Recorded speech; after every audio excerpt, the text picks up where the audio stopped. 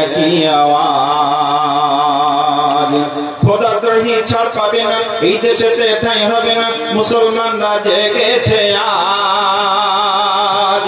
জোর কদমে সামনে চলো, বজ্র কণ্ঠে আওয়াজ তোলো, সবাই মিলে একই সুরে দানা স্লোগান, নারায়ে তাকবীর। সবাই মিলে নারায়ে তাকবীর, নারায়ে তাকবীর। সব ঘুমন্ত বা ঘুমন্ত সিংহদের কোনদিন জঙ্গল সাফ হবে না।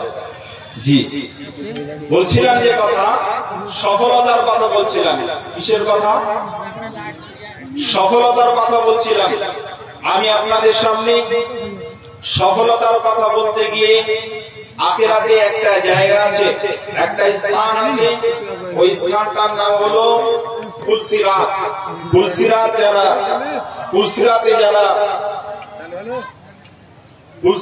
যারা শান্তির সহিত পার হয়ে যাবে তারা সফল হবে। আল্লাহ তাআলা বলছেন কারা পুলসিরাতে সফল হবে।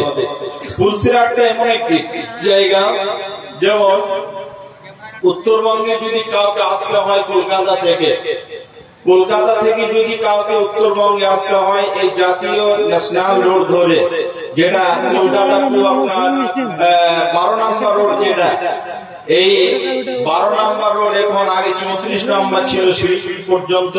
কলকাতা থেকে শিলিগুড়ি যে গাড়িগুলো আসছে, ওই গাড়িগুলোকে যদি আসতে হয় তাহলে একটা ব্রিজকে অতিক্রম করতে হয়। ওই ব্রিজটার নাম হলো ফারাক্কা ব্রিজ।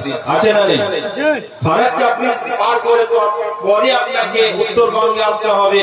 ফারাক্কা ব্রিজ যদি কেউ ক্রস না করে, সেটা উত্তরবঙ্গে আসতে পারবে না, অন্য রোড হয়ে আসতে পারবে, কিন্তু এই রোড হয়ে আসার ক্ষমতা নেই। ঠিক একইভাবে কিয়ামত আল্লাহ তাআলা কায়েম যখন করবেন, কিয়ামতের ময়দানে ওয়াইন সিফাতি ইদা উদিয়া বাইনা ফি জাহান্নাম, আল্লাহ নবী বলছেন ওই পুলসিরাতকে যখন জাহান্নামের উপরে স্থাপন করা হবে, ওটা হবে খুব সরু চিকন এবং ওটা হবে খুব স্লিপ। ওই জায়গাটা হবে নিচে খুব অন্ধকার। কেন অন্ধকার? আগুন জ্বলবে দাও দাও করে নিচে। ওই আগুনটা কিসের আগুন হবে? জাহান্নামের আগুন হবে। জাহান্নামের আগুন আর দুনিয়ার আগুনের মধ্যে পার্থক্য আছে। এক নাম্বার পার্থক্য হলো, দুনিয়ার আগুন জ্বললে পারে সেখানে অন্ধকার দূর হয়, আর জাহান্নামের আগুন জ্বললে পারে সেই জায়গাটা অন্ধকার আরো ছেয়ে যায়, আর অন্ধকার বেশি হয়। এটা হলো এক নাম্বার আগুন। আগুনের বৈশিষ্ট্য জাহান্নাম আর দুনিয়ার মধ্যে পার্থক্য হলো এক নাম্বার এটা। আরো পার্থক্য আছে, সেগুলো আমি আপনাদের সামনে আর বলছি না। আমি যেটা বলতে চাচ্ছি সেটা হলো এই, আল্লাহ সুবহানাহু ওয়া তাআলা ওই জাহান্নামের উপর দিয়ে যে আমাদেরকে পার করবেন, ওই জায়গাটার নাম হলো পুলসিরাত। আল্লাহ তাআলা বলছেন বিসমিল্লাহির রহমানির রহিম, ওয়া ইন মিনকুম ইল্লা ওয়ারিদুহা কানা আলা রাব্বিকা হাতমান মাকদিয়া। আল্লাহ রাব্বুল আলামিন বলছেন কিয়ামতের ময়দানে এমন একটা মানুষ নেই যে মানুষটা আদম আলাইহিস সালামের যুগ থেকে, আদম আলাইহিস সালামের সময় থেকে কিয়ামত পর্যন্ত একটা মানুষ এমন থাকবে না যে মানুষটা পুলসিরাত পার না করে ওই জান্নাতে পৌঁছাতে পারবে। আল্লাহ রাব্বুল আলামিন বলেন পশ্চিমকালেও হবে না। প্রত্যেকটা মানুষের জন্য এটা অনিবার্য। আল্লাহ তাআলা সিদ্ধান্ত এটা, ওয়া ইন মিনকুম ইল্লা ওয়ারিদুহা কানা আলা রাব্বিকা হাতমান মাকদিয়া। ওই পুলসিরাত পার হয়ে প্রত্যেকটা মানুষকে যেতে হবে। বিশ্বনবী মুহাম্মদ রাসূলুল্লাহ সাল্লাল্লাহু আলাইহি ওয়াসাল্লামের একজন বিখ্যাত সাহাবী, ওই সাহাবীর নাম হলো আব্দুল্লাহ বিন রাওয়াহা। তাফসীর ইবনে কাসিরে এসেছে, আব্দুল্লাহ বিন রাওয়াহা একদিন তার স্ত্রীকে নিয়ে তিনি সুন্দর করে বাড়ির মধ্যে বসেছিলেন। আলাপ চলছিল, প্রেমের আলাপ, বিভিন্ন কথোপকথন চলছিল। স্ত্রীর মাথাটা কোথায় ছিল? স্ত্রী বসেছিলেন, আর আব্দুল্লাহ বিন রাওয়াহার মাথাটা স্ত্রীর এই রানীর উপরে ছিল, জানির উপরে ছিল। আল্লাহর নবী সাহাবী তার মুখটা উপরের দিকে আছে, স্ত্রীর মুখটা নিচের দিকে আছে। দুইজন সামনাসামনি মুখামুখি বসে আছেন, একজন শুয়ে আছেন, একজন বসে আছেন। হঠাৎ করে আব্দুল্লাহ বিন রাওহার চোখ দিয়ে এইভাবে গড়গড় করে পানি ঝরছে। আব্দুল্লাহ বিন রাওহার কান্না দেখে, আল্লাহর নবী এই সাহাবীর কান্না দেখে তার স্ত্রী জিজ্ঞাসা করলেন, কেন তুমি কান্না করছো, কি হয়েছে? এখন তো আমাদের দুনিয়ার বিষয় নিয়ে আমরা আলোচনা করছি, হঠাৎ করে তুমি কান্না করছো কেন? আমরা তো দুনিয়ায় এমন ভাবে মজা আছি, আমরা এমন ভাবে প্রেম আলাপ করছি, হঠাৎ তোমার চোখ দিয়ে কেন পানি? স্বামীর চোখ দিয়ে পানি দেখে স্ত্রী আর থাকতে না পেরে তিনিও যেন কান্না করছেন। আব্দুল্লাহ বিন রাওহা জিজ্ঞাসা করছেন, আপনি কেন কান্না করছেন? রে আমার স্ত্রী, রে আমার অর্ধাঙ্গিনী, তুমি কেন কান্না করছো? কি হয়েছে তোমার? তোমার কান্নার কারণটা কি? আব্দুল্লাহ বিন রাওহাকে তার স্ত্রী বলছেন, যে জিনিসটা আপনাকে কাঁদিয়েছে ওই জিনিসটা আমাকেও কাঁদিয়েছে। আপনি কেন কান্না করছেন আগে বলেন, তারপরে আমি আপনাকে বলছি। বিশ্বনবীর সাহাবী সঙ্গে সঙ্গে তিনি ব্যাখ্যা দিলেন, রে আমার স্ত্রী শুনে নাও, রে আমার অর্ধাঙ্গিনী শুনে নাও। হঠাৎ করে আমার ব্রেনের মধ্যে একটা আয়াতে কারিমা মনে পড়ে গেল। একটা আয়াত বারবার করে আমার ব্রেনে এসে ধাক্কা দিচ্ছিল। আমার ব্রেন এই আয়াতটা বারবার মনে করে দিচ্ছিল, ওয়া ইন মিনকুম ইল্লা ওয়ারিদুহা কানা আলা রাব্বিকা হাতমান মাকদিয়া। এমন একটা মানুষ পৃথিবীতে নেই যে মানুষটা ওই পুলসিরাত পার না হয়ে যেতে পারবে। আল্লাহ রাব্বুল আলামিন ওই পুলসিরাতটা এমন একটা জায়গায় রেখেছেন, ওটা জাহান্নামের উপরে আছে। জাহান্নামটা কত ভয়ঙ্কর জায়গা, দুই দিকে অসংখ্য ফেরেশতা আছে, রহমতের ফেরেশতা আছে, আল্লাহ রাব্বুল আলামিনের গজবের ফেরেশতারাও রয়েছেন, জাহান্নামের মালিকরাও রয়েছেন, ফেরেশতারাও রয়েছেন। যারা জাহান্নামী হবে তাদের ওখানে টেনে হিঁচড়ে ওখানে নামিয়ে নেবে। আর যে মানুষগুলো জান্নাতে হয়ে যাবে আল্লাহ রাব্বুল আলামিন তাদেরকে ওখানে নাজাত দিয়ে দেবেন, তারা ওই জায়গাটা পার হয়ে চলে যাবে। আল্লাহ রাব্বুল আলামিন ওই জায়গাটা তো ভয়ঙ্কর করেছেন, নিচে দাও দাও দাও দাও করে আগুন জ্বলবে, আর উপরে এত ভয়ঙ্কর কালো অন্ধকার ধোঁয়া উঠবে। ওই অন্ধকার ধোঁয়াতে কোন মানুষকে দেখতে পাবে না। ওই জায়গাটা এত ভয়ঙ্কর হবে, যখন দাও দাও করে আগুন জ্বলবে তার কাছে কেউ ফিরতে পারবে না। জাহান্নামের একটা আওয়াজ আছে, একটা হুঙ্কার আছে, ওই হুঙ্কার ছাড়তে থাকবে জাহান্নাম, বারবার হুঙ্কার ছাড়বে। ওই হুঙ্কার দেখে পাপীরা সবাই ভয়ে টনটস্ত হয়ে যাবে, তাদের জীবন সেই দিন ব্যতিব্যস্ত হয়ে যাবে। তারা নাজাত পাবে কিনা এই নিয়ে তারা ব্যস্ত থাকবে, তারা ওই দিনে ভয় পেয়ে যাবে। আল্লাহ রাব্বুল আলামিনের নবীর সাহাবী আব্দুল্লাহ বিন রাওহা বলছেন, বিবি রে, আমি ভয় পাচ্ছি ওই জায়গাটা আমি নাজাত পাবো না, আমি ওই জায়গাতে ধরা খেয়ে যাব। আল্লাহর নবীর একজন সাহাবী এরপর যদি তিনি কথাটা বলেন, বিশ্বনবী মুহাম্মদ রাসূলুল্লাহ সাল্লাল্লাহু আলাইহি ওয়াসাল্লামের সাহাবী যখন এই কথা বললেন, তখন সঙ্গে সঙ্গে বিবি বলছেন, স্বামী গো, আমি ওই ভয়টাই করছিলাম। আপনি যে ভয়টার কথা ভেবে আপনার চোখ দিয়ে পানি ঝরিয়েছেন, ওই ভয়টা আমার কাছে এসে পৌঁছে গেছে। আমার আখিরাতের ভয় আমি নিশ্চিত হয়ে গেছি। এখন আমরা দুইজনই প্রেমের আলাপে মগ্ন ছিলাম। যখন আমার স্বামী হঠাৎ করে কেঁদেছে, এই কান্নাটা অন্য কোনো কারণ নয়, হঠাৎ করে যখন কেঁদেছে এই কান্নাটা নিশ্চয়ই জাহান্নামের ভয়ে কেঁদেছে, আখিরাতের ভয়ে কেঁদেছে, দুনিয়ার ভয়ে কান্না হতে পারে না। কত ঈমানে বলিষ্ঠ ছিলেন, কত ঈমানদার ছিলেন আল্লাহর নবীর এই সাহাবী। তিনি সফল হয়েছিলেন, কেঁদেছিলেন বলেই সফল হয়েছিলেন, সফলতার জীবন পেয়েছিলেন। তারপরেও লোকটা আল্লাহর ভয়ে নিজের বিবির সাথে কথা বলতে গিয়ে তিনি টুকরে টুকরে কেঁদেছেন। বহু সাহাবীর ইতিহাসে মনে পাওয়া যায় যে সাহাবীরা টুকরে টুকরে কেঁদেছেন। আল্লাহর নবী সাল্লাল্লাহু আলাইহি ওয়াসাল্লাম স্বয়ং রব বলছেন, ওই জায়গায় কারা নাজাত পাবে, কারা সফল হবে, পুলসিরাতে কারা সফল হবে। আল্লাহ তাআলা সূরা হাদীদের 12 নম্বর আয়াতে আল্লাহ তাআলা বিস্তারিত আলোচনা করেছেন। কি বলেছেন?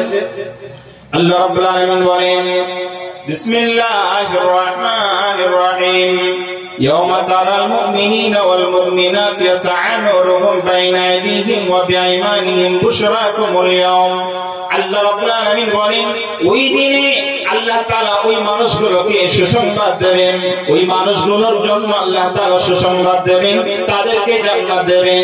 যে মানুষগুলো জান্নাতি হবে, যে মানুষগুলো দুনিয়াতে ভালো আমল করেছিল, আজকে ফালাবুল মুসলিমিনের জালসাতে এসেছে আর সুন্দর করে বসেছে, তারা নিজের জীবনকে পরিবর্তন করার জন্য, দুনিয়ার সফলতা অর্জনের জন্য, আখিরাতের সফলতা অর্জনের জন্য মাওলানা মুক্তার নদিয়া থেকে এসেছে, তার বক্তব্য শুনেছে।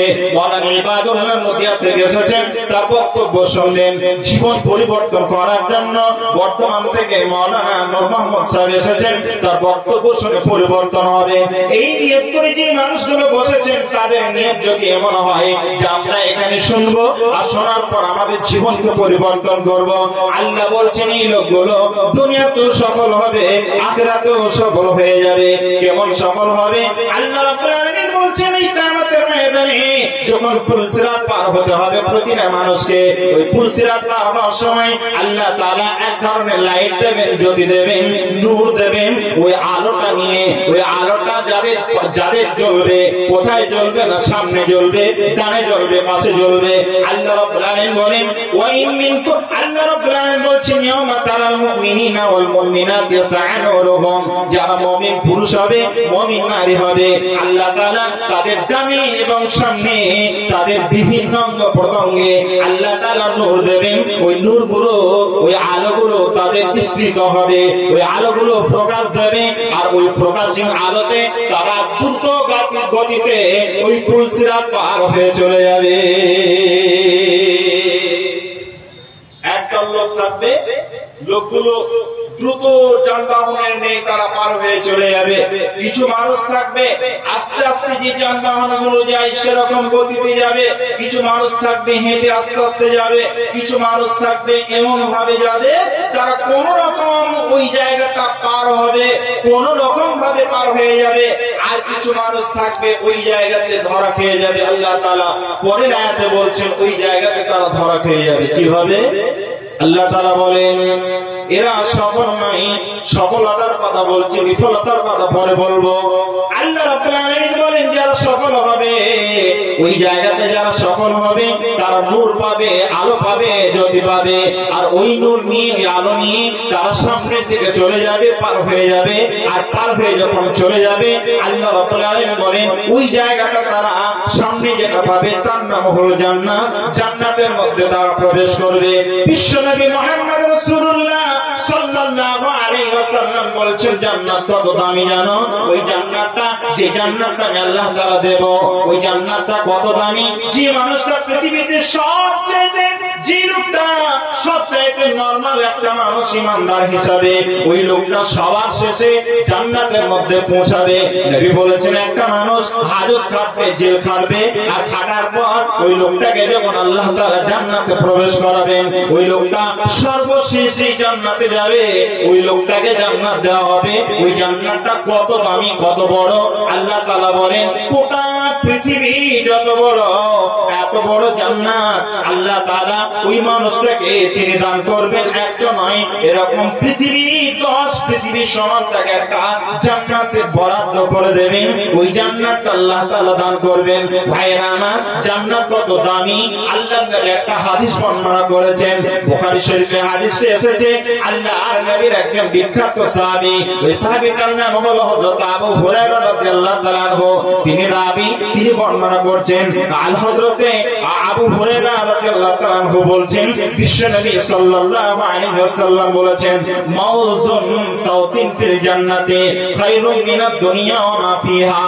গোটা পৃথিবীতে যত দামি সম্পদ আছে, আসমানের নিচে, জমিনের উপরে এবং জমিনের নিচে যত দামি সম্পদ আছে, হীরা আছে, মানিক আছে, ওখানে আপনার কয়লা আছে, পেট্রোল আছে, আর যত সমাধান রয়েছে সমস্ত সম্পদকে যদি বিক্রি করে দেওয়া হয়, গোটা পৃথিবী সহ এত দামি সম্পদ যদি বিক্রি করে দেওয়া হয়, জান্নাতে একটা ছড়ি রাখার জায়গা যদি আল্লাহ তাআলার কাছে বিনিময়ে চাওয়া হয়, আল্লাহ বলছেন খায়রুম মিনাদ দুনিয়া ওয়া মা ফিহা।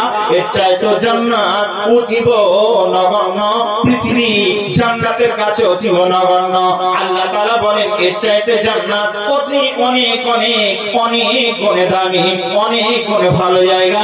আল্লাহ তাআলা বলছেন গোটা পৃথিবী বিক্রি করেও, নবীজি বলেছেন গোটা পৃথিবী বিক্রি করেও, সমস্ত দামি সম্পদ বিক্রি করেও জান্নাতে একটা ছড়ে রাখার জায়গা হবে না, হবে না।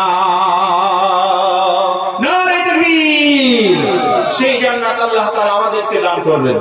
জি ভাই, সেই জান্নাত আল্লাহ তাআলা আমাদেরকে দান করবেন। জান্নাত পেতে গেলে পরে আমাদেরকে সফলতার জীবন আমাদেরকে পেতে হবে। একটা সফলতার কথা আমি আপনাদের সামনে বলবো, আর দুটি কথা বলার পর বিফলতার কথা কিছু বলে আপনাদের কাছে আমি শেষ করব। ভাইজান, আমি আপনাদের কাছে লম্বা সময় নিয়ে আর কথা বলবো না, খুব শর্টলি কিছু কথা আমি আপনাদের সামনে আলোচনা করতে যাচ্ছি। চলুন। বিশ্বনবী মুহাম্মদ রাসূলুল্লাহ সাল্লাল্লাহু আলাইহি ওয়াসাল্লাম আল্লাহ তাআলা একটা আয়াতে কারিমা দিলেন। আল্লাহ বললেন পৃথিবীতে যেমন গাড়ি চলতে গেলে তার ব্রেকবিহীন গাড়ি চলে না। পৃথিবীতে যদি গাড়ি চালাতে হয়, রোডে একটা সাইকেল চালাবেন তারও ব্রেক লাগবে। ব্রেক ছাড়া সাইকেল চালানো যায় না, মোটর সাইকেল চালানো যায় না। ব্রেক বিহীন আপনার 4 চাকা চলবে না, আপনার 10 চাকা কোন গাড়ি ব্রেক বিহীন চলতে পারে না। ব্রেক বিহীন গাড়ি মানে অ্যাক্সিডেন্ট হবে, ধরে নিতে হবে। ভাইরা আমার, অনুরূপ ভাবে আল্লাহ তাআলা বলছেন পৃথিবীতে কেমন করে চলবে, কেমন ভাবে কথা বলবে।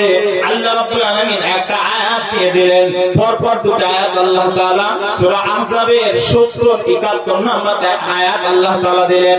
আল্লাহ রাব্বুল আলামিন বলছেন ইয়া আইয়ুহাল্লাযীনা আমানু কুলু, আল্লাহ তাআলা বলছেন ইয়া আইয়ুহাল্লাযীনা আমানু তাকুল্লাহা ওয়া কুলু কাওলান সাদীদা ইসলিহ লাকুম আমালাকুম ওয়া ইয়াগফির লাকুম যুনুবাকুম ওয়া মান ইউতি'িল্লাহা ওয়া রাসূলাহু ফাকাদ ফাযা ফাওজান আযীমা।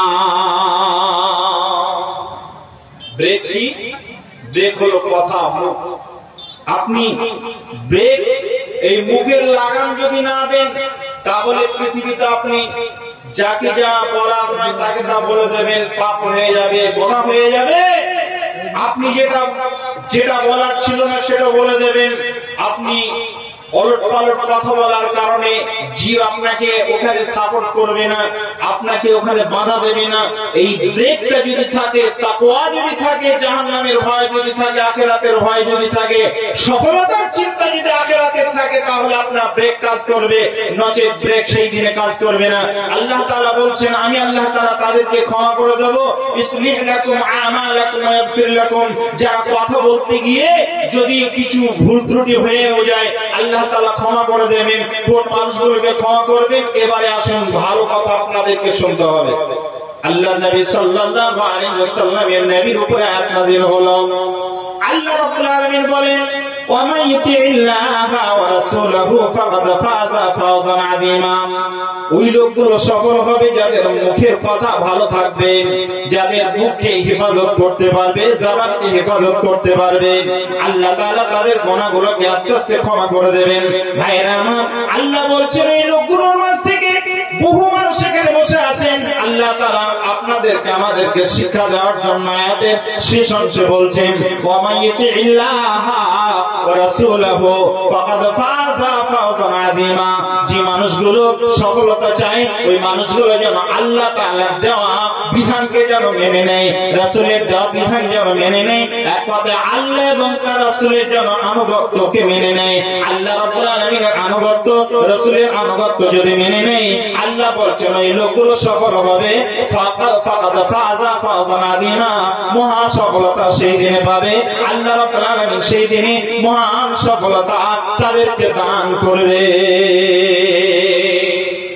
জি ভাই, একটা কথা আমি আপনাদেরকে জিজ্ঞাসা করি, রাসূলের আদর্শ আমাদের আছে, রাসূলের নীতি আমাদের শরীরে আছে, বডিতে আছে, আমাদের সংসারে আছে, আমাদের পরিবারে রাসূলের আদর্শ আছে।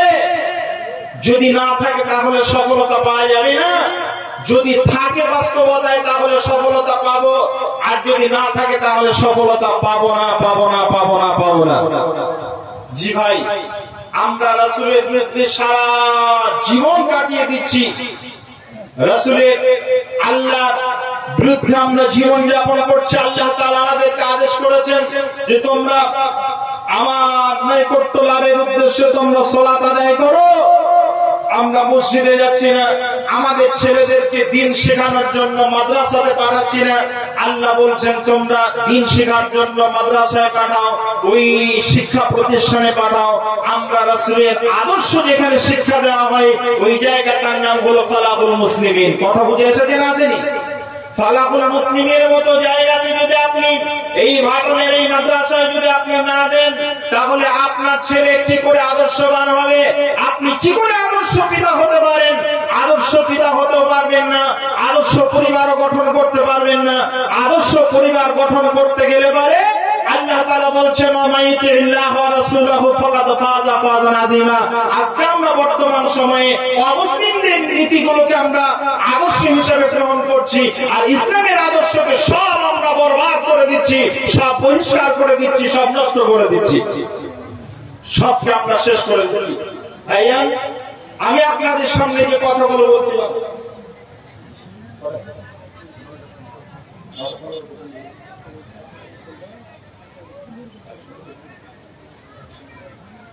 আচ্ছা কি বলছিলাম? তাহলে আমি আপনাদের সামনে যে কথাটা বলছিলাম খুব ধ্যান দিয়ে শোনেন, মন দিয়ে শোনেন।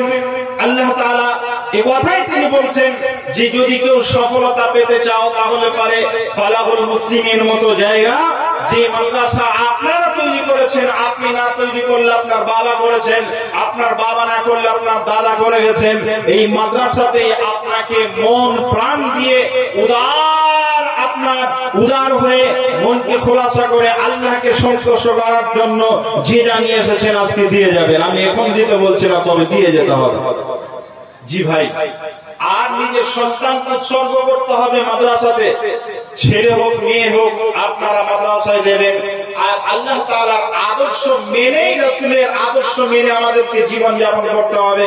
বর্তমান সময়ে রাসূলের আদর্শ পরিবারেও নেই, সমাজেও নেই, আপনার রাষ্ট্রেও নেই, কোথাও রাসূলের আদর্শ খুঁজে পাওয়া যাবে না। আমরা রাসূলের আদর্শ কোথাও খুঁজে পাচ্ছি না। এই জন্য আল্লাহ তাআলা আমাদের উপরে নারাজ হয়ে গেছেন। আমরা দুনিয়াতে বিফল হয়ে যাচ্ছি, মুসলিম হিসাবে সফল হতে পারছি না। তার এটাই কারণ, রাসূলের আদর্শ আমাদের জীবনে বাস্তবায়ন নেই। রাসূলের আদর্শ আমাদের শরীরের সঙ্গে, বডির সঙ্গে আমাদের রাসূলের আদর্শ মিলছে না। যদি কেউ মারা যায়, দাড়ি নেই, যদি কবরে জিজ্ঞাসা করে তোমার নেতা কে ছিল, তোমার নেতার মতো শরীরটাকে তুমি বানাতে পারোনি কেন, বডিটা বানাতে পারোনি কেন, তাহলে আমরা সেই দিনে জবাব দিতে পারবো না। ভাইয়া, এই জন্য বডিটা বানাতে হবে, আমাদের রাসূলের তরিকায় আমাদেরকে জীবন ধারণ করতে হবে। একটা কথা জিজ্ঞাসা করি, অমিত শাহ, তারপরে আমাদের দেশের প্রধানমন্ত্রী নরেন্দ্র মোদী, তারপর যোগী আদিত্যনাথ, এরা মুসলিমদের বড় দুশমন, এটা মেনে নিলাম, এটা মেনে নিচ্ছি। কিন্তু এ কথা বলেন, কোন সরকারি নোটিশ আপনার বাড়িতে এসেছে যে দাড়ি রাখা যাবে না? এসেছে? আসেনি? আপনার বাড়িতে নোটিশ আসেনি? আপনার বাড়িতে এমন নোটিশ আসেনি যে তুমি মুসলিম হিসাবে তুমি নাম রাখতে পারবে না? এই নোটিশ এখন আপনার বাড়িতে আসেনি। এই নোটিশ এসেছিল এক সময় ব্রিটিশ ভারতে, যেই ব্রিটিশ ভারতে মুসলমানরা তাদের স্বাধীন নাম, ইসলামিক নাম রাখতে পারত না, যেই মুসলমানরা এক সময় স্বাধীনভাবে জীবন যাপন করতে পারত না, যেই ভারতবর্ষ মুসলমানেরা তাদের ধর্মস্থান স্বাধীনভাবে বানাতে পারত না, মসজিদ বানাতে পারত না, মাদ্রাসা বানাতে পারত না, সেই মুসলমানরা মুসলমানদের ঐতিহ্য, তাদের তাহাজ্জুদ তামাদ্দুনকে অক্ষত রাখার জন্য মুসলমানরা সেই দিনে বীর যোদ্ধা হয়ে গোটা ভারতবর্ষে হিন্দু, মুসলমান, জৈন, খ্রিস্টান সবাই একত্রিত হয়ে কাজ দিয়ে নাস্তিকদেরকে নয়, এই ব্রিটিশ ভারতকে মুক্ত করার জন্য, ভারত থেকে ব্রিটিশ মুক্ত করার জন্য আন্দোলন করে হাজার হাজার মানুষ এই ভারতবর্ষে জীবন দিয়েছে। এই ভারতবর্ষে এক সময় উলামায়ে কেরাম স্বাধীন করার জন্য ভারতবর্ষের মাটিতে ৫৭,০০০ উলামায়ে কেরাম সেই দিনে জীবন দিয়ে ভারতকে স্বাধীন করেছে। এই ইতিহাস আমাদের ভুলে গেলে হবে না। আমাদের একটাই সেই দিনে, আমাদের ওই উলামাদের একটাই সেই দিনের টার্গেট ছিল যে মাদ্রাসা তৈরি হবে, ভাটলের মতো জায়গাতে এই ফালাহুল মুসলিমিন তৈরি হবে। এই উদ্দেশ্যে সেই দিন তারা আন্দোলন করেছিল, আমার ছেলে নাম আব্দুল গফফার হবে, এই জন্য তারা সেই দিন আন্দোলন করেছিল। এই আন্দোলনগুলো তাদের করার একটাই কারণ ছিল, আমরা আল্লাহ তাআলার এই নীতি, এই আয়াতের উপরে যেন জীবন যাপন করতে পারি। আল্লাহ তাআলা বলেছিল, মা ইউতিল্লাহ ওয়া রাসূলুহু ফাকাদ ফাযা ফাওজান আযীমা। আল্লাহ এবং তার রাসূলের আদর্শ যদি মেনে নেই, রাসূল এবং আল্লাহ তাআলার নীতি যদি মেনে আমরা জীবন যাপন করতে পারি, রাসূলের আদর্শ আর আল্লাহ তাআলার দেওয়া এই নিয়ম নীতি যদি আমরা মেনে জীবন যাপন করতে পারি, তাহলে আল্লাহ তাআলা আমাদেরকে মহা সফলতা দান করবে। এবার আমি আপনাদের কাছে আর একটা সফলতার কথা আমি আপনাদের কাছে বলি। কোরআনুল কারীম থেকে একটা আয়াত পড়ছি, ভালো করে শুনেন। বিসমিল্লাহির রহমানির রহিম। ইন্নাল্লাহা আশতারা মিনাল মুমিনিনা আনফুসাহুম ওয়া আমওয়ালাহুম বিআন্না লাহুমুল জান্নাহ يقاتلون في سبيل الله فيقتلون ويقتلون وعدا عليه حقا في التوراة والإنجيل والقرآن। আল্লাহ তাআলা বলেন, নিশ্চয় মুমিন যারা হবে, আল্লাহ তাআলা মুমিন বান্দা বান্দি যারা হবে, তারা আল্লাহর সঙ্গে বিনিময় করে নেবে। কিসের বিনিময়? আল্লাহ বলছেন, তোমরা জীবন দাও। ইন্নাল্লাহা আশতারা মিনাল মুমিনিনা আনফুসাহুম, তোমরা আল্লাহ তাআলার কাছে জীবন দাও অথবা মাল দাও। মাল আর জান দিয়ে তোমরা আল্লাহর জান্নাতকে তোমরা ক্রয় করে নাও। ভাইয়া, পৃথিবীতে সাহাবায়ে কেরামগণ আয়াতটার উপরে আমল করেছিলেন।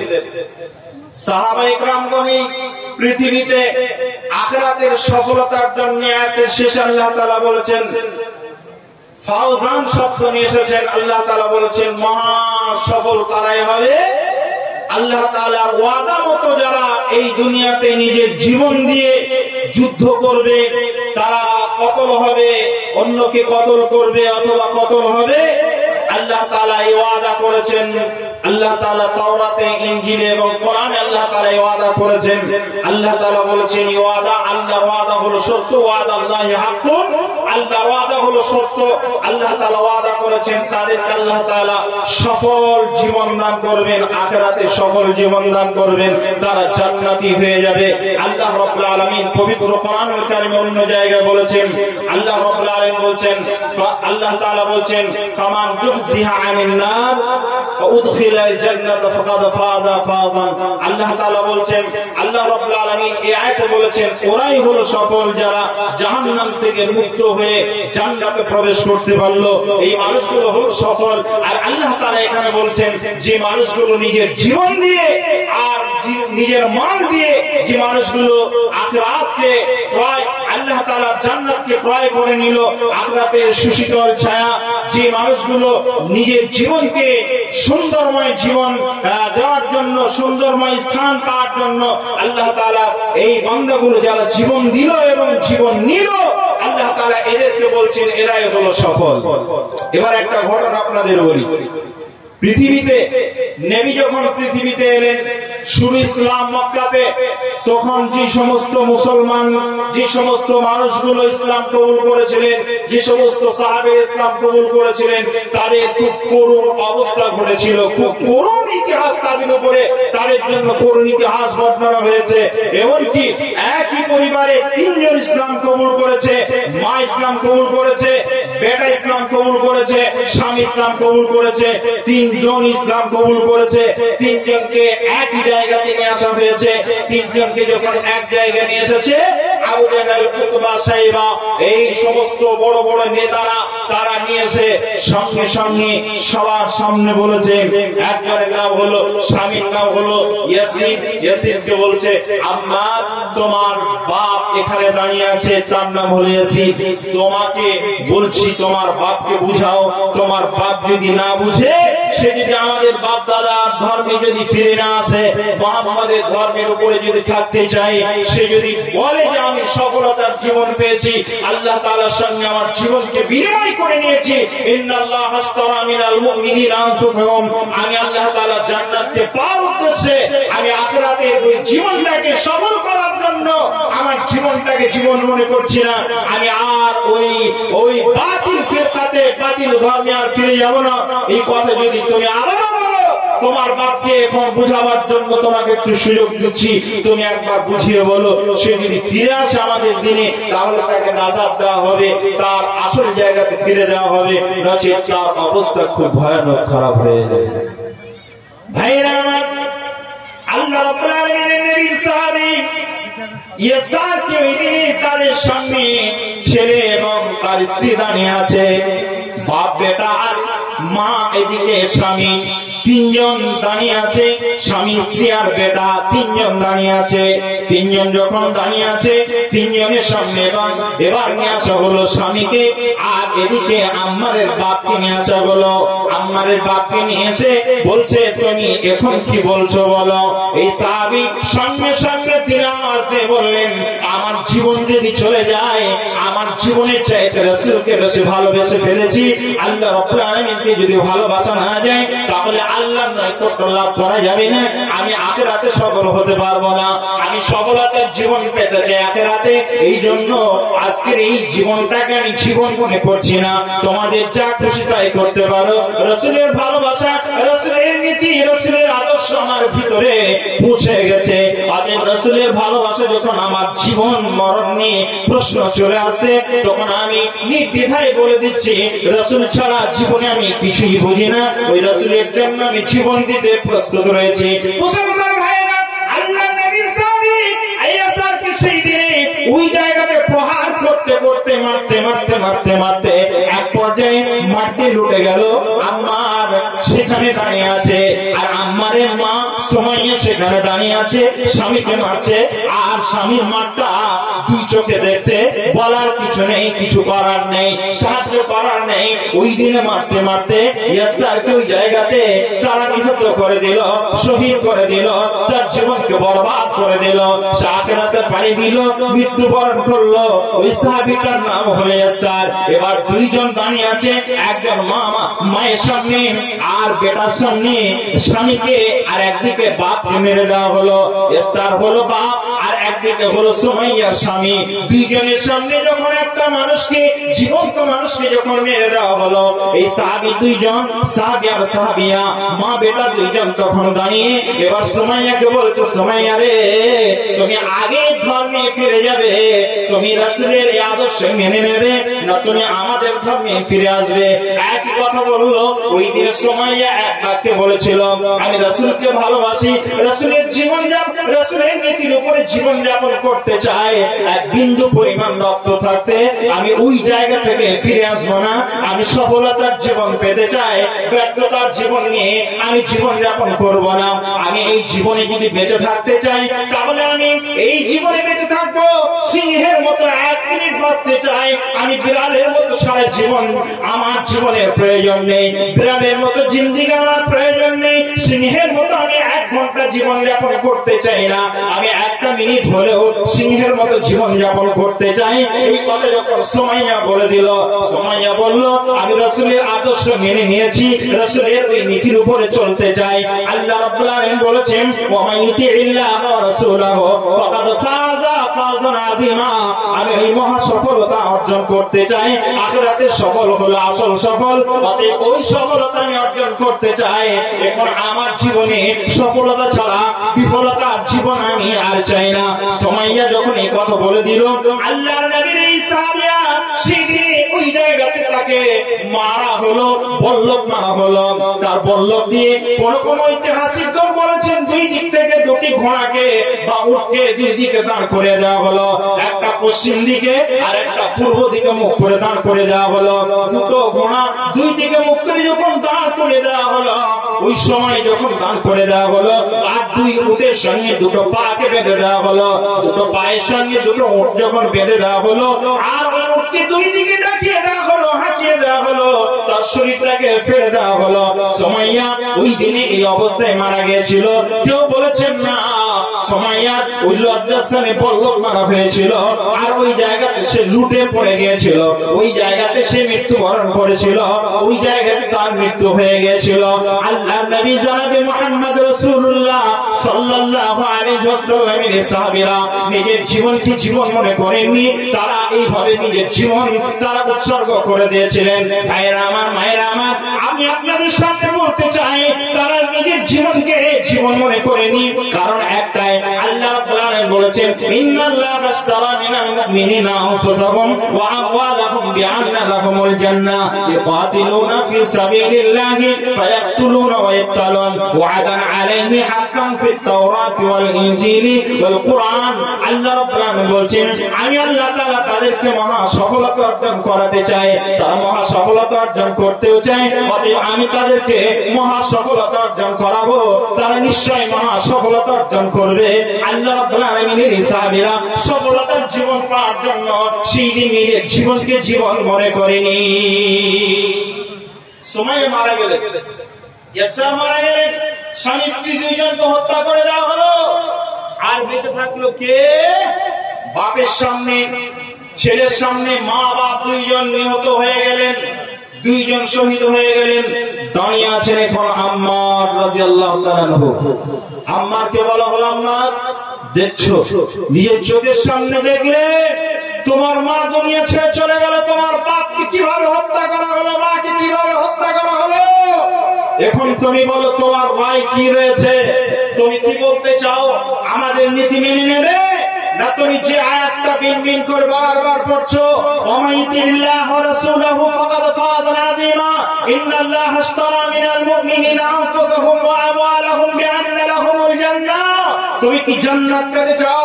আর যদি জান্নাতি পেতে চাও, যদি রাসূলের আদর্শ মেনে নাও, তাহলে ওই সফলতা যদি তুমি পেতে চাও, তাহলে তোমার জীবন কিন্তু এই জীবন আর থাকবে না, তোমাকে হত্যা করে দেওয়া হবে। আম্মার রাদিয়াল্লাহু তাআলা আনহুকে তার ব্যাপারে বর্ণনা এসেছে, ঐতিহাসিকগণ বলেন দুটো ঘোড়াকে নিয়ে আসা হলো, দুই দিকে উঠবা ঘোড়াকে দাঁড় করিয়ে দিয়ে দুটো পায়ের সঙ্গে বেঁধে দেওয়া হলো, আর দুটো পায়ের সঙ্গে দুটো উঠের বা ঘোড়ার সঙ্গে যখন দুটো পা বেঁধে দেওয়া হলো, আম্মারকে বলা হলো, আম্মার এখনো সময় আছে, বলো তুমি ফিরে আসবে কিনা। আম্মার ওই সময় বলেছিলেন, আশহাদু আল্লা ইলাহা ইল্লাল্লাহু ওয়া আশহাদু আন্না মুহাম্মাদান আবদুহু ওয়া রাসূলুহু। আমি কালেমা পড়েছি, অতএব আমি যখন সফলতা চাই, আমি সফলতার উপরেই টিকে থাকতে চাই, তোমাদের যা কিছু করার করে নিতে পারো। আল্লাহ নবীর বহু সাহাবী নিজের জীবন দিয়েছেন সফলতার জন্য। আখিরাতের সফলতাই হলো সফলতা। ফামান যুহজিহা আনিন নার ওয়া উদখিলাল জান্নাত ফাকাদ ফাজ। আল্লাহ বলেন আখিরাতের সফলতাই হলো আসল সফলতা। যে আখিরাতের সফলতা পেয়ে যাবে, সে দুনিয়ার এই সফলতাকে সফলতা মনে করবে না। আমি বলছি না আপনাদেরকে দুনিয়া করা যাবে না, দুনিয়া করুন, পাশাপাশি আপনাকে আখিরাতের সফলতার দিকে লক্ষ্য রেখে আখিরাতের সফলতাকে সফলতা মনে করে জীবন যাপন করতে হবে। আমরা পারবো ইনশাআল্লাহ। জোরে বলি আখিরাতের সফলতা চাই তো? জোরে বলেন চাই? জি ইনশাআল্লাহ আমরা চাই। যদি আখিরাতের সফলতা পেতে চাই, তাহলে রাসূলের আদর্শ মেনে নিতে হবে। আর আমাদেরকে সদা সর্বদা ফালাহুল মুসলিমের মতো একটা এত সুন্দর প্রতিষ্ঠানের প্রতি আমাদেরকে সুনজর রাখতে হবে। কথা বুঝে এসেছেন আসেনি? এখানে রাসূলের তৈরি মাদ্রাসা, পৃথিবীতে যদি আজকে এইখানে দাঁড়িয়ে এইখানে বসে যদি মোবাইলে সার্চ দেন, পৃথিবীর প্রথম মাদ্রাসা কে তৈরি করেছিলেন, প্রতিষ্ঠাতা কে, তাহলে ওখানে নাম আসবে নবী মুহাম্মদ রাসূলুল্লাহ বলুন সাল্লাল্লাহু আলাইহি ওয়াসাল্লাম। রাসূলের নামটা প্রথমে আসবে। যে আল্লাহর নবী সর্বপ্রথম পৃথিবীতে মাদ্রাসা প্রতিষ্ঠা করেছিলেন, রাসূল সর্বপ্রথম যদি মাদ্রাসা প্রতিষ্ঠা করেন, তাহলে রাসূলের যত মাদ্রাসা পৃথিবীতে আজ আছে, গোটা এশিয়া মহাদেশ নয়, গোটা পৃথিবীতে যত মাদ্রাসা আছে, প্রথম শিলান্যাস কে করেছিলেন, তার নাম কি? নবী মুহাম্মদ রাসূলুল্লাহ সাল্লাল্লাহু আলাইহি ওয়াসাল্লাম। প্রথম মাদ্রাসা তিনি তৈরি করেছিলেন। মক্কা আরকাম রাদিয়াল্লাহু তাআলা আনহুর বাড়িতে দারুল আরকাম নামক জায়গাতে মাদ্রাসা প্রতিষ্ঠা করেছিলেন। পরবর্তীতে মদিনায় গিয়ে তিনি মাদ্রাসা তৈরি করেছিলেন। ভাইজান, আমি আপনাদেরকে যে কথা বলতে যাচ্ছি, মাদ্রাসা রাসূলের তৈরিকৃত মাদ্রাসা আজকে আপনারা তৈরি করেছেন, আপনাদের এলাকার মানুষ তৈরি করেছেন। মানে আপনি ভাববেন না যে আমরা তৈরি করেছি মাদ্রাসা। পৃথিবীর প্রথম মাদ্রাসা যিনি তৈরি করেছিলেন, আজকে যদি মাদ্রাসার প্রতি সহযোগিতা করেন, তাহলে কাকে সহযোগিতা করা হবে জোরে বলেন? রাসূল সাল্লাল্লাহু আলাইহি সাল্লামকে সহযোগিতা করা হবে, তার আদর্শের উপরে আমাদেরকে থাকা হবে, আমরা বড় সফলতা পেয়ে যাব ইনশাআল্লাহ। এবার কিছু ব্যর্থতার কথা বলি। ব্যর্থতার কথা কিছু বলি আপনাদের কাছে, কোরআন এবং হাদিস দিয়ে আপনাদের কাছে সামান্য কিছু কথা, ব্যর্থতার জীবন নিয়ে কিছু কথা বলি। সফলতার কথা এতক্ষণ শুনলেন, কিছু হলো ব্যর্থতার কথা শুনে যান। বিসমিল্লাহির রহমানির রহিম।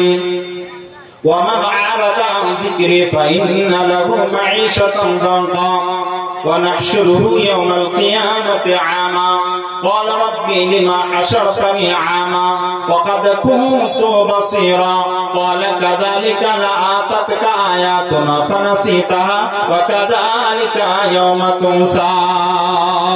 আল্লাহ রাব্বুল আলামিন বলেন, রে পৃথিবীর মানুষ তোমরা শুনে নাও, ওমান আরাদা আন যিকরি, আরাদা ইয়ারিদু মানে হলো মুখে ফিরে নেওয়া, এরাজ করা। আমি আপনাদের সামনে মুখামুখি সামনাসামনি বসে আছি, আপনারা আমার মুখামুখি সামনাসামনি বসে আছেন। এই সামনাসামনি আছি আপনাদের, আমি হলাম খাতেব, আপনারা হলেন মুখাতেব। আমি সামনাসামনি আপনাদের সামনাসামনি বসে আছি। হঠাৎ করে আমি যদি আপনাদের মতো করে আমার পিছনটা আপনাদের দিকে দিই, আর স্টেজের এই পিছনটার দিকে যদি আমি সামনাটা আমার মুখের সামনাটা করে নিই, চেয়ারটাকে যদি ঘুরিয়ে নিই, আল্লাহ বলছেন এটাইকে বলা হয় এরাজ করা। আপনারা সবাই আমার দিকে তাকিয়ে আছেন, এখন আপনারা হঠাৎ করে যদি আমার দিক পিছন করে নেন, এটাকে বলা হয় এরাজ করা। আরাদা ইয়ারিদু মানে হলো মুখে ফিরিয়ে নেওয়া। আল্লাহ রাব্বুল আলামিন বলছেন এরাজ করা মানে হলো মুখে ফিরিয়ে নেওয়া। ওয়া মান আরাদা আন যিকরি, আল্লাহ রাব্বুল আলামিন বলছেন জিকির মানে হলো কোরআন। পবিত্র কোরআনে একটা সূরা আছে, ওই সূরাটার নাম হলো সূরাতুল কাফ। এই সূরা কাফের 45 নম্বর আয়াতে আল্লাহ তাআলা বলেছেন, শেষ একদম আয়াত নাম্বার হলো 45 নম্বর আয়াত। আল্লাহ তাআলা এই আয়াতের শেষ অংশে বলেছেন, যারা মুখে ফিরিয়ে নিল কোথা থেকে না, জিকির থেকে। জিকিরের শ্রেষ্ঠতম তাফসীর করেছেন, এক নম্বরে জিকিরের তাফসীর করেছেন কোরআন। যারা কোরআন থেকে মুখে ফিরিয়ে নিল, আল্লাহ তাআলা বলছেন ওই মানুষগুলো কিয়ামতের দিন বিফল হয়ে যাবে, সফলতা সেই দিনে পাবে না। জি ভাই, কি হবে? আমি আপনি এখন আপনাদেরকে আমি দেখতে পাচ্ছি, আর আপনারা সবাই আমাকে দেখতে পাচ্ছেন। পাচ্ছেন কি পাচ্ছেন না? পাচ্ছেন, সবাই আমাকে দেখতে পাচ্ছেন। আপনারা আপনাদের বাড়ি পরিবারস্থ লোকদেরকে দেখছেন, ছেলে মেয়ে স্ত্রী পুত্র আরো যত আনুষঙ্গিক আত্মীয় স্বজন আছে, প্রতিবেশী গ্রামবাসী এলাকাবাসী সবাই সবাইকে দেখছেন। কিয়ামত যেই দিন হবে, আপনি কিয়ামতের দিন যখন উঠবেন, তখন আপনার চোখ থাকবে কিন্তু আপনার চোখের জ্যোতি থাকবে না। আল্লাহকে আপনি জিজ্ঞাসা করবেন, আল্লাহ আমি তো দুনিয়াতে দেখতে পেতাম, আজকে দেখতে পাচ্ছি না কেন? তখন আল্লাহ তাআলা তার প্রতিউত্তরে কি বলবেন সেটা বলছি, কিন্তু তার আগে কিছু কথা শুনে। কি কথা? এরাজ করা, মুখকে ফিরিয়ে নেওয়া, দিন থেকে মুখকে ফিরিয়ে নেওয়া। মসজিদ থেকে আমরা মুখকে ফিরিয়ে নিয়েছি। জিকিরের অর্থ হলো আফজালুজ জিকির। আল্লাহ তাআলার নবী বলেছেন আসসালাম আফজালুজ জিকির। জিকিরের যে দ্বিতীয় নম্বর অর্থ নিয়ে আসা হয়েছে তার নাম হলো সালাত। যারা সালাত থেকে নিজের মুখকে ফিরিয়ে নিল, এক কথায় সালাত আদায় করলো না, আল্লাহ তাআলা বলছেন ওদের ইহকাল এবং পারলৌকিক জীবন উভয় জায়গায় হলো বিফল, এরা সফলতার জিন্দেগি পাবে না। জি ভাই, আমি আপনাদের সামনে এই জিকির নিয়ে অনেক কথা বলতে পারতাম, এখন জিকিরের কথা আমি বলছি না, শুধু একটা জায়গায় নিয়ে যাওয়ার জন্য আমি আপনাদের কাছে কিছু কথা বলবো, সেজন্য আগে যাওয়ার চেষ্টা করছি। আমার ওই কথাটা হলো এই, আল্লাহ তাআলা পবিত্র কোরআনুল কারীমে তিনি একটা কথা বলেছেন। কি কথা? আল্লাহ রাব্বুল আলামিন বলেছেন ইরাজ করা হলো, মুখকে ফিরিয়ে নেওয়া হলো। কোথা থেকে? না কোরআন থেকে, মসজিদ থেকে, মাদ্রাসা থেকে, নামাজ থেকে, এক কথায় ভালো জায়গা থেকে আমি আমার মুখকে ফিরিয়ে নিলাম, মানে ওই জায়গাটা আমি সহযোগিতা করলাম না, এর নাম হলো ইরাজ করা। এক কথা অনেকগুলো কথা বলে দিলাম, একেবারে অনেকগুলো কথা বলে দিলাম। এবার শুনুন, আল্লাহ রাব্বুল আলামিনের সামনে যখন আমরা সবাই মিলে বলবো আল্লাহ তুমি আমাদেরকে আখিরাতের জীবন তো সংকীর্ণ করবে, যারা এরাজ করবে মুখকে ফিরিয়ে নেবে, যারা বিফল হয়ে যাবে দুনিয়াতে এবং আখিরাতে যারা বিফল হবে তাদের মুখকে আপনি আল্লাহ তাআলা ফিরিয়ে নেবেন। আল্লাহ তাআলা পবিত্র কোরআনে আয়াতে বলেছেন ওমান আরাদা আন যিকরি ফাইন্না লাহু মাঈশাতান দানকা। দানকা মানে হলো সংকীর্ণ হওয়া, সংকুচিত হওয়া। আপনার জীবনটা খুব প্রশস্ত জীবন ছিল, সংকীর্ণ হয়ে গেল। ছেলে আপনার কথা শোনে না, মেয়ে আপনার কথা শোনে না, স্ত্রী আপনার কথা শোনে না। আপনার জীবন ব্যর্থ জীবন, আপনার জীবন সফলতার জীবন নয়। আপনি দুনিয়াতে বেঁচে আছেন, তারপরে সফল আপনি নন, আপনি বলেন ব্যর্থ। আপনি ওই পরিবারের একজন সদস্য হিসাবে ব্যর্থ সদস্য। আপনি পিতা হিসেবে আপনার মেয়ে আপনার কথা শুনে না, পর্দা করেন, আপনি যেখানে মানা করেন সেখানে চলে যায়, বিউটি পার্লারে যেতে আপনি নিষেধ করছেন সেখানে চলে যায়, তাহলে আপনি দুনিয়াতে ব্যর্থ পিতা। আল্লাহ তাআলা বলছেন এই লোকটা হলো ব্যর্থ পিতা হিসাবে ব্যর্থ, এই লোকটা পরিবারের একজন নেতা হিসাবে ব্যর্থ, এলাকার একজন নেতা যাকে আপনার নির্বাচিত করেছেন এলাকার মানুষের ভালো মন্দ দেখার জন্য খোঁজ খবর নেই না, ওই লোকটা আপনার নেতা হিসাবে ব্যর্থ নেতা। আল্লাহ তাআলা এই ব্যর্থতার কথাগুলো বলতে গিয়ে বলছেন এদের জীবনগুলো হয়ে গেল দম্পা, সংকীর্ণ জীবন, সংকুচিত জীবন। এর স্ত্রী এর কথা শুনবে না, এর মেয়ের কথা শুনবে না, এর ছেলের কথা শুনবে না। আপনাদের এলাকাতে অনেক মহিলা আছেন যে মহিলাগুলো আপনার সংকুচিত জীবন যাপন করছে, স্বামীর সঙ্গে মনের দিক থেকে মিল নেই, স্বামী বলছে এক কথা, স্ত্রী শুনছে আর এক কথা। আছে না নেই? আছে না নেই? ছেলেকে বলছে তুমি অমুক জায়গায় যেও না। কালকে যখন ভাটলে আপনাদের রায়গঞ্জে যখন নামলাম, রায়গঞ্জ নয় আপনাদের নাগরে যখন নামলাম, তখন বাজে 1:30টার সময়, 1:30 থেকে 2:30 পর্যন্ত বা 3টা পর্যন্ত একটা দোকানে বসেছিলাম। 6টা 7টা ছেলে তারা শুধু ফ্রি ফায়ার খেলছে। বাড়ি থেকে স্ত্রী ফোন করছে কখন বাড়ি আসবে, বলছে যাবো, এই খেলাটা খেলে যাচ্ছে, তারপর আবার ফের শুরু করলো। জি ভাই, এদের জীবন একটা জীবন, সফলতার জীবন নয়। সে যেমন তার স্ত্রীর কথা শুনছে না, স্ত্রী তার কথাও শুনবে না, এটাই হলো আসল কথা। আপনি যেমন অন্যজনের সঙ্গে আপনি যেমন প্রেমে মগ্ন আছেন, আপনার স্ত্রী ঠিক একইভাবে আপনার কথা শুনবে না, সে অন্যজনের সঙ্গে রাতারাতি সে লাইন করে অন্যজনের সঙ্গে পালিয়ে যাবে। আপনার জীবন সংকুচিত হয়ে যাবে, জীবনে শান্তি বলে কিছু পাবেন। এর নাম হলো ব্যর্থতার জীবন। কথা বুঝছেন কি বুঝছেন না? জি ভাই, এবার চলুন, আল্লাহ তাআলা বলছেন ওই লোকগুলো অন্ধ হয়ে যাবে। কিভাবে? যখন অন্ধ হয়ে যাবে আল্লাহ রাব্বুল আলামিন যখন তাদেরকে কিয়ামতের দিন তোলাবেন তখন তারা অন্ধ হবে। আল্লাহ রাব্বুল আলামিন বলেন ওই মানুষগুলো কিয়ামতের দিন আল্লাহর সামনে বলবেন মান, আল্লাহ রাব্বুল আলামিন বলেন মান কানা ফীহি আমা। আল্লাহ রাব্বুল আলামিনের সামনে লোকগুলো বলবে মান, আল্লাহ রাব্বুল আলামিনের সামনে লোকগুলো বলবে ওমান কানা ফি হাযিহিল আমা ওমান কানা ফি হাযিহিল আমা ফাহুয়া ফিল আখিরাতি আমা। আল্লাহ তাআলা আজকে আমি কি করে অন্ধ হয়ে গেলাম? আল্লাহ রাব্বুল আলামিনের সামনে ওই লোকগুলো এক কথাই বলবে। ওই লোকগুলো সেই দিনে বলবে রে আল্লাহর বান্দা, রে আল্লাহর গোলাম, আজকে তুমি অন্ধ হলে, এক কথায় তুমি এজন্য অন্ধ হলে, দুনিয়াতে তুমি অন্ধ হয়েছো, আখিরাতে তুমি অন্ধ হয়েছো, এই জন্য দুনিয়াতে তুমি অন্ধ ছিলে। আল্লাহ তাআলার কোরআন তুমি বুঝতে না, আল্লাহর কোরআন যে কথা বলতো সে কথা তুমি শুনতে না, আল্লাহর কোরআন যেদিকে তোমাকে যেতে বলতো সেদিকে যেতে না, এই জন্য আজকে তুমি অন্ধ হয়ে গেছো। যেমন কোরআনকে তুমি দুনিয়াতে দেখতে পাওনি, রাসূলের আদর্শ দেখতে পাওনি, কোরআন আর হাদিস যেমন তুমি দেখতে পাওনি, আজকের দিনে তোমার জীবন হয়ে গেছে অন্ধ। এখন তুমি জীবন দুনিয়াতে তুমি ভালো মন্দ দেখনি আর ভালোটাকে গ্রহণ করনি, এই জন্য মন্দটাকে গ্রহণ করেছো, ভালোটাকে যেমন গ্রহণ করনি। আজকের দিনে আমি আল্লাহ তাআলা তোমার জীবনটাকে অন্ধ বানিয়ে দিয়েছি, এখন তুমি দেখতে পাবে না, ভালো মন্দ কিছুই তুমি দেখতে পাবে না। আল্লাহ রাব্বুল আলামিন এই কথাগুলো তিনি বলছেন। এবার আল্লাহ তাআলা সফলতা বিফলতার কথা আরো বহু জায়গায় কোরআনুল কারীমে আল্লাহ তাআলা বলেছেন। যেমন সূরা আল্লাহ তাআলা পবিত্র কোরআনে সূরা হাক্কাতে আল্লাহ তাআলা পবিত্র কোরআনুল কারীমে সফলতা বিফলতার কথা বলেছেন। আমি আপনাদের কাছে সফলতার কথা বলছিলাম, বিফলতার কথা বলছিলাম। বিফলতার কথা বলতে গিয়ে এই পর্যায়ে এসে পৌঁছেছি, আমরা যদি এক কথায় কোরআন আর হাদিস মেনে না চলি তাহলে আমাদের দুনিয়াতে সফলতা নেই, আখিরাতেও আমাদের সফলতা নেই। আমাদের দুনিয়াও সংকুচিত হয়ে যাবে, দুনিয়াতে আমাদের আত্মীয় স্বজন পরিবারস্থ লোক আমাদের কথা শুনবে না, সে বিফলতার জীবন যাপন করবে, এবং আখিরাতেও সে বিফলতার জীবন যাপন করবে। কাজে আমাদেরকে এই দুনিয়াতে আল্লাহ এবং তার রাসূলের নীতি মেনে চলতে হবে। আল্লাহ রাব্বুল আলামিন এবং তার রাসূলের নীতি যদি আমরা মেনে চলতে পারি, রাসূলের সাহাবীদের আদর্শে যদি আমরা আদর্শবান হতে পারি, আল্লাহ তাআলা আমাদেরকে নিশ্চিত, আল্লাহ রাব্বুল আলামিন আমাদেরকে নিশ্চিত তিনি আখিরাতের ময়দানে আল্লাহ তাআলা আমাদেরকে সফল করবেন।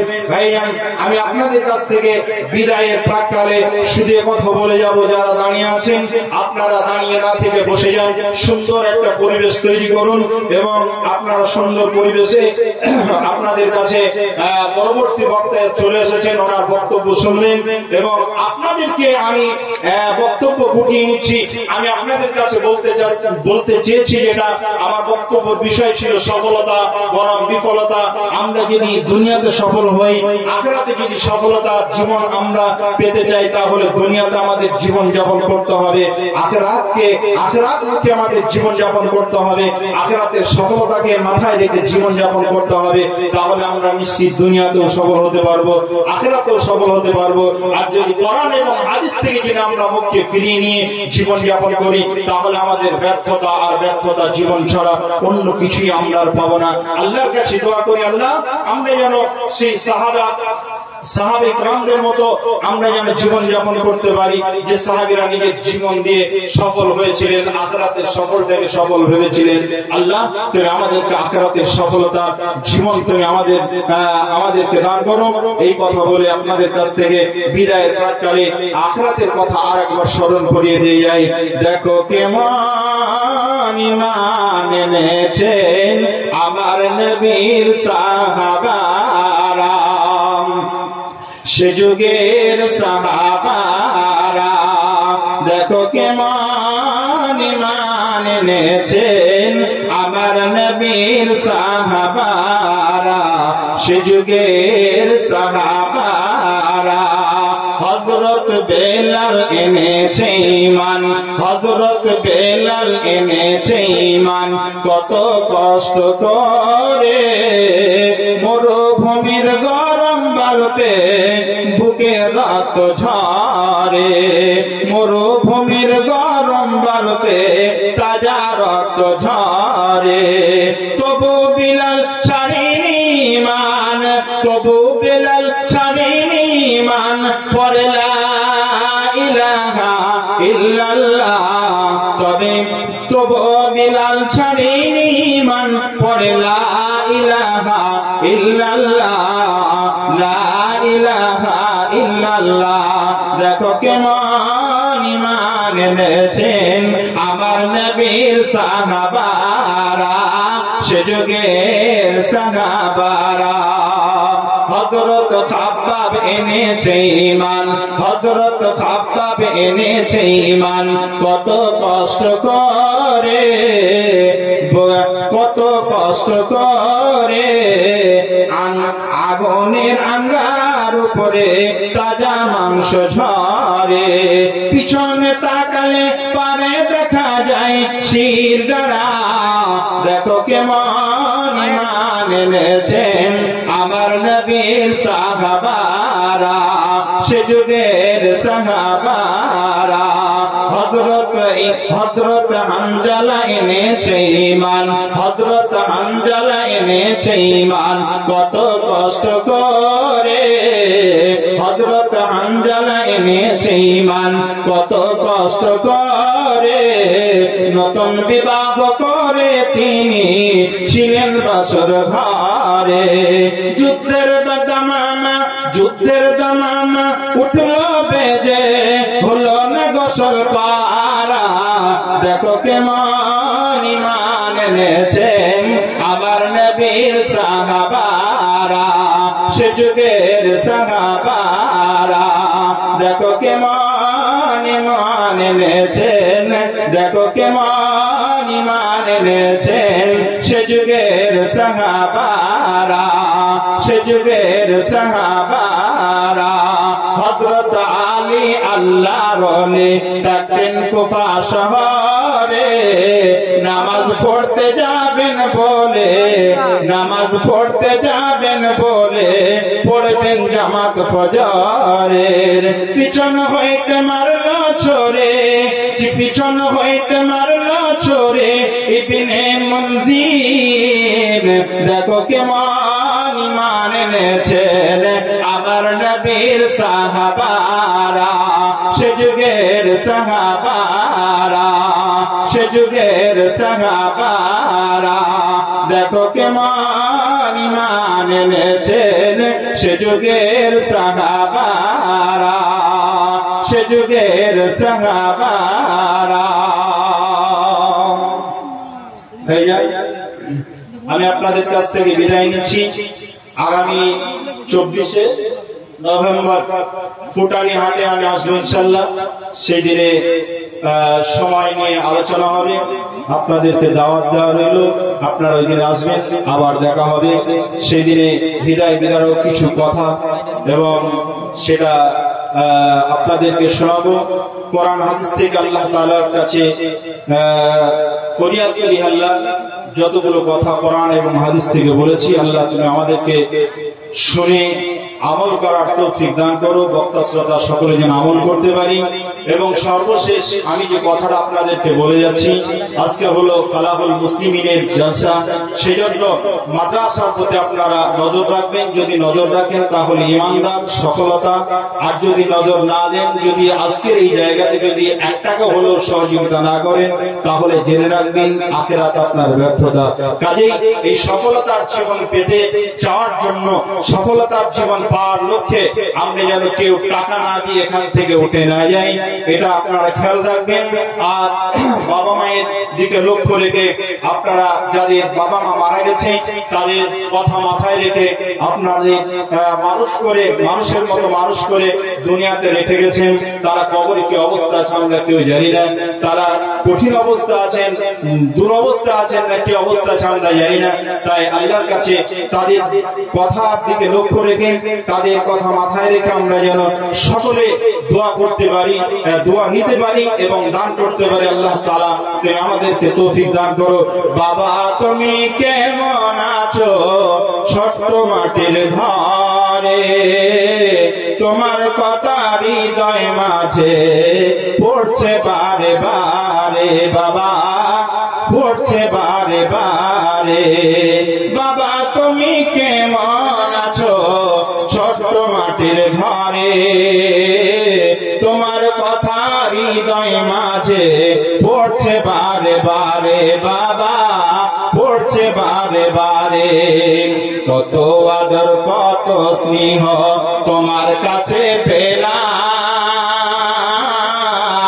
সবকিছু হারিয়ে আজকে নিঃস্ব হয়ে গেলাম। ভালোবাসে তোমায় বাবা, ভালোবাসি তোমায় বাবা, বুকটা হৃদয় চিরে, তোমার কথা হৃদয় মাঝে পড়ছে বারে বারে, বাবা পড়ছে বারে বারে। তোমার কথা হৃদয় মাঝে পড়ছে বারে বারে। তোমার মতো আপন কেহ, তোমার মতো আপন কেহ পায় না তো আর খোঁজে, তাই তো আজি ঘুমের ঘরে অস্ত্রতে যায় ভেজে বাবা, অস্ত্রতে যায় ভেজে। সুখে থেকো পরম সুখে জান্নাতের ভিতরে, তোমার কথা হৃদয় মাঝে পড়ছে বারে বারে বাবা, পড়ছে বারে বারে।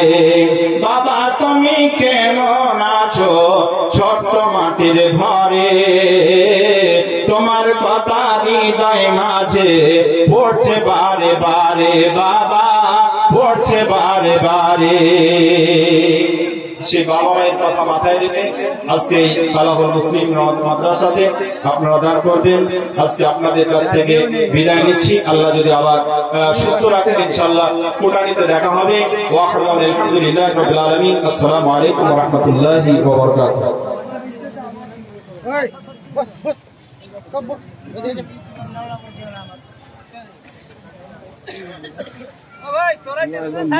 वालेकुम अस्सलाम व रहमतुल्लाहि व बरकातुहू।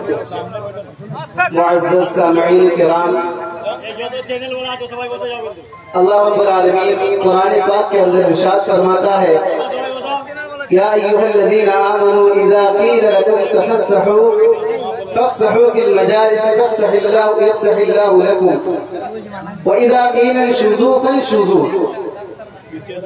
कि जब किसी मजलिस में, और मजलिस का ये आदाब है कि जब आप किसी मजलिस में आए और अगर जगह आगे खाली हो और आपसे कहा जाए तो आप अपनी जगह लेकर बैठे, और जगह खाली है इसलिए आप तमाम लोगों से गुजारिश है कि जो पीछे बैठे हैं, जगह नहीं हुई, जगह की किल्लत की वजह से खड़े हैं कुछ लोग, उन तमाम लोगों से गुजारिश है कि आगे जगह खाली है, आप लोग जरा सा आगे हो जाइए और आगे होकर बैठ जाइए। तमाम लोगों को बैठने की जगह दीजिए। अल्हम्दुलिल्लाह ये पिंडाल जौक से भरा हुआ नजर आ रहा है और बहुत ही खूबसूरत ये मंजर नजर आ रहा है। आप तमाम अहबाब से गुजारिश है कि जिस तरह से आप लोग तकरीर सुनने के लिए आए हैं, आपसे ये अपील है कि बैठ जाइए अपनी जगह लेकर। और जो लोग अभी तक रोडों में इधर उधर घूम रहे हैं दुकानों में, उनसे गुजारिश है कि अब जामिया फलाहुल मुस्लिमीन में एक तालिब की दस्तार बंदी है, एक तालिब हाफिज बना है जिसके लिए उसको पगड़ी मिलेगी। आप तमाम लोगों से गुजारिश है कि जहां तक मेरी आवाज जा रही है, आप तमाम लोग पिंडाल में तशरीफ लाएं ताकि ये अमल, ये काम बहुस्न खूबी इंतहा से इख्तिताम तक पहुँचे। आप तमाम लोगों से गुजारिश है कि जो लोग भी इधर उधर हैं, आप तमाम लोग आ जाए, पिंडाल में बैठे। पगड़ी का जो काम है वो शुरू किया जाएगा आप लोगों की मौजूदगी में। उसके बाद आप लोगों के चहीते खतीब, बेबाक खतीब इबादुल्लाह इस्लाही और नूर मोहम्मद साहब वो भी तशरीफ फरमा है। आपके सामने उनका भी खिताब होना है। आप तमाम लोग दिल जमई के साथ पिंडाल में आकर बैठ जाएं।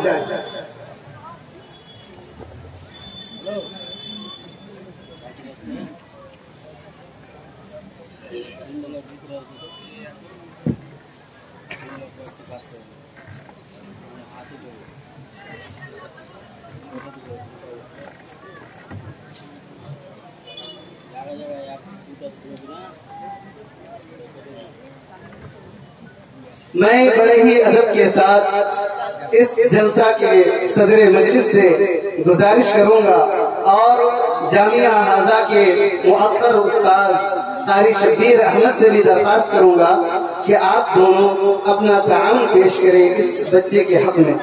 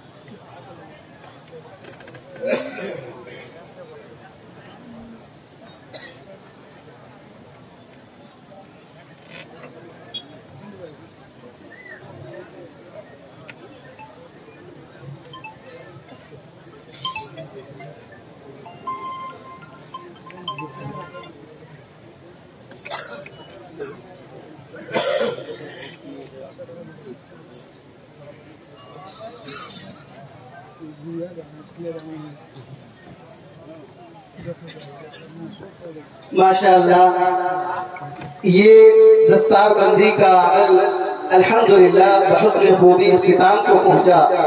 ये तालिब मदरसा फलाहुल मुस्लिमीन का है और ये भाटोल के इलाके से ही ताल्लुक रखता है।